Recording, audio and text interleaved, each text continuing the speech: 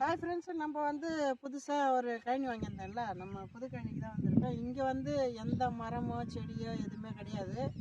உங்களுக்கே தெரியும், பனை வந்து எனக்கு ரொம்ப பிடிக்கும். உங்களுக்கே தெரியும், பனையில் வந்து எல்லாமே நமக்கு ஒரு வந்து பனையை மண்ணில் விதைச்சிட்டோம். அதே மாதிரி பனையோட கனவை வந்து பசங்களுக்கு விதைச்சிட்டோம். ஸோ இப்போ பனம்பழம் நடுறதுல வந்து பசங்களுக்கும் ரொம்ப இன்ட்ரெஸ்டாக இருக்குது. ஸோ விதைகளை வந்து அவன் மனசுக்குள்ளே விதைச்சாச்சு. ஸோ அதனால் மரங்களோட இம்பார்ட்டன்ஸ் அவனுக்கு தெரியும் பசங்களுக்கு. பழங்களை பனை மரத்தை பொறுத்தளவுக்கு கல் இறக்கலாம், அந்த வாரை பயன்படும், ஓலை பயன்படும், பதனி எடுக்கலாம், கருப்பட்டி காய்ச்சலாம். பனையில் வந்து பார்த்திங்கன்னா எதுவுமே வேஸ்ட்டு கிடையாது. பனை வந்து ஒரு தமிழ்நாட்டோட மாநில மரமும் தாண்டி பனை வந்து பார்த்திங்கன்னா ஒரு கற்பக விருட்சம் அப்படின்னு சொல்கிற மாதிரியான ஒரு மரம். அது வந்து நிறைய பயன்கள் இருக்குது.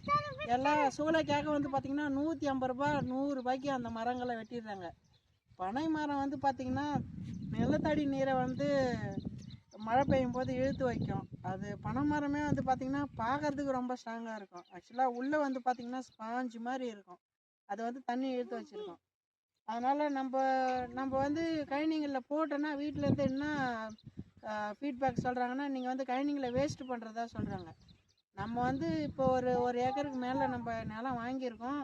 அதில் சின்னதாக லைனில் வரப்பு ஓரமாக நடுறதுனால எந்த விதமான ஒரு நஷ்டமோ நம்மளுக்கு கிடையாது. பனை வந்து இருந்தால் அந்த செடி வளர்ந்து முடிக்கிறது கிட்டத்தட்ட ஒரு 150-200 வருஷம் இருக்கும். பனை வந்து இப்போ இவங்க தலைமுறைக்கு பார்ப்பாங்க நம்ம வச்சதை.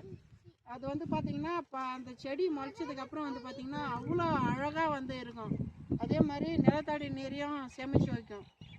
அதே மாதிரி அந்த சைடில் வந்து நம்ம ஒரு போர் மாதிரி போட்டுக்கணும். இப்போ குறிப்பிட்டு சொல்கிறதுனா ஒரு 40 பனை மரங்களை லைனாக 2 லைன் வச்சுட்டு அந்த இடத்துல வந்து நம்ம ஒரு போர் போட்டோன்னு வச்சிங்களேன், அந்த தண்ணி எல்லாமே அங்கே சேமித்து வச்சுருக்கோம். நல்லாவும் இருக்கும், பார்க்குறதுக்கும் ஒரு அழகாக இருக்கும். அதில் இருக்கிற பனைப்பழங்கள் இருந்து பனையில் வர எல்லா பொருட்களும் நம்ம சாப்பிட்லாம். பார்க்குறதுக்கு ஒரு அழகாகவும் இருக்கும். கொஞ்சோண்டு இடம் போகுதுன்றதை தான் மக்கள் நினைக்கிறாங்க. அது இடம் போகணுங்க. நம்ம வந்து ஒரு மரங்களை வந்து வைக்கணும்.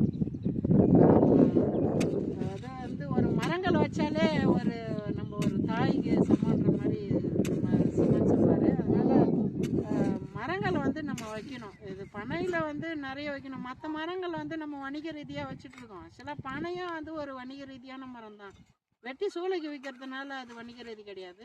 அப்படி பண்ணக்கூடாது. 100 ரூபாய்க்கு விற்கிறீங்க, அதில் எந்த யூஸுமே கிடையாது. அதனால் பனை வந்து போடுறோம். அடுத்து வந்து 5 வருஷம் 6 வருஷத்தில் இந்த பனை எப்படி வந்திருக்குன்றது நான் வீடியோவாக போடுறேன். நன்றி.